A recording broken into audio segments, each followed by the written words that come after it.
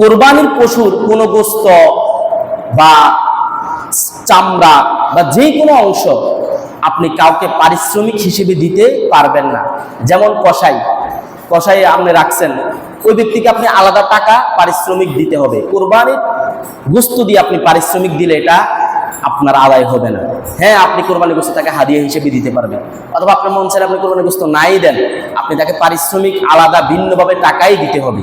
ওই কোরবানি গোস্ত দিয়ে তাকে দিয়ে কাজ করাইছেন, একটু কোরবানি গোস্ত দিয়ে দিচ্ছেন, পারিশ্রমিক হিসেবে দিচ্ছেন, তাহলে এটা জায়েজ হবে না।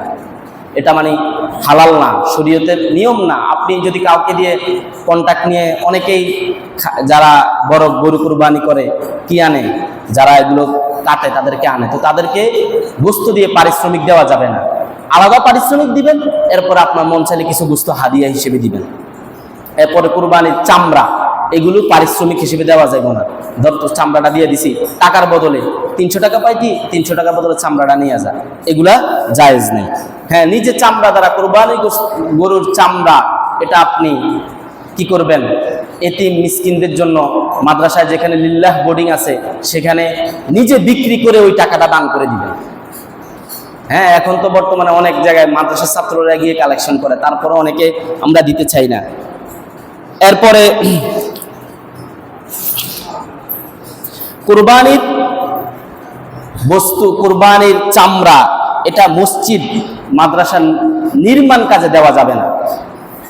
বিষয়টা বুঝেন, এটার কোনো মালিকানা কেউ না। এই মসজিদের কে মালিক? একমাত্র আল্লাহ তাআলা মালিক। যাকাতের টাকা, কুরবানির চামড়া, এগুলো আপনি একজনকে মালিক বানিয়ে দিতে হবে। কি বানিয়ে দিতে হবে?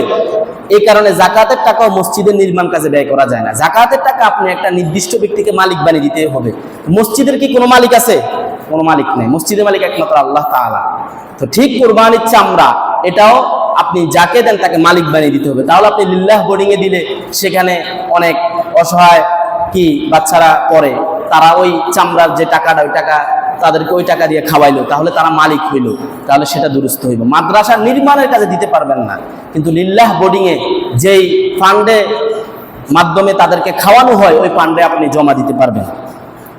আর কুরবানির গরুর মধ্যে কেউ যদি আকিকার নিয়তে, হ্যাঁ আমি এক ভাগ দিব আকিকার নিয়তে, হ্যাঁ আপনি কুরবানি করতেছেন, 6 জন কুরবানি, একজন আকিকার নিয়তে সে অংশীদার হয়েছে, তাহলে সেটাও দুরুস্ত, মানে সহি আছে, কোনো সমস্যা নেই। আকিকার নিয়তে কুরবানির পশুর মধ্যে অন্তর্ভুক্ত হওয়া যাবে।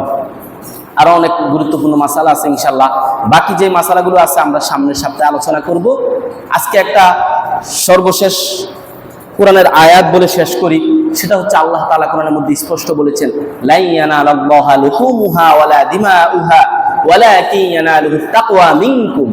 আল্লাহ তাআলার নিকট এই কুরবানির গোশত, কুরবানির চামড়া, কুরবানির রক্ত, এগুলো কোনো কিছুই পৌঁছে না। আল্লাহ তাআলার নিকট পৌঁছে একমাত্র আমার আপনার অন্তরের কি উদ্দেশ্য, আমি কি উদ্দেশ্যে কুরবানি দিয়েছি, আল্লাহ তাআলাকে সন্তুষ্টি করার জন্য দিয়েছি নাকি কুরবানি গোশত খাওয়ার জন্য দিয়েছি।